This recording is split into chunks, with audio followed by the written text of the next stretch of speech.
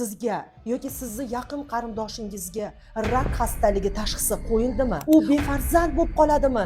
Endi kimyoterapiya, nurlanishlar oldida turibdi, lekin hujayralar kuygandan keyin bepusht qoladimi degan qo'rquvdamisiz? Bu muammoni yechimi bor. Videoni oxirigacha ko'ring.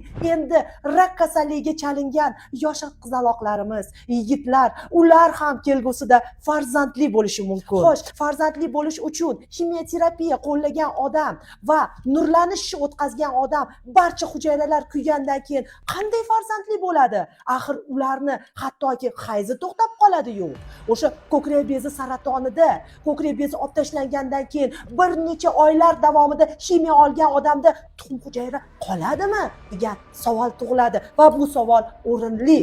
Hozirgi paytda doktor Shahnoza Fayz klinikasida tadqiqotlar olib borilib va dunyo tajribasini o'rganib chiqib biz xulosaga keldik. 16-17 iyun kunlari Rossiyani onkofertilnost bo'yicha prezidenti Kiselova Marina Viktorovna bizning klinikamizda o'z konsultatsiyalarini olib boradilar.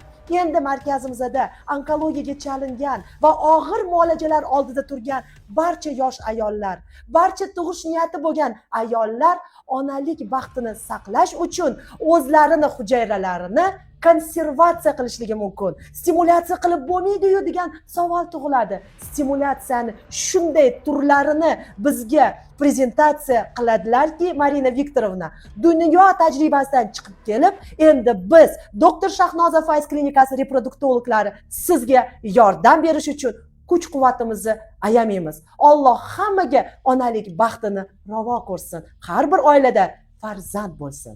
Ushbu videoni tagida kommentariy qoldiring va albatta ushbu kasallikka chalingan yaqiningizga yuboring va o'z fikringizni aytib o'ting.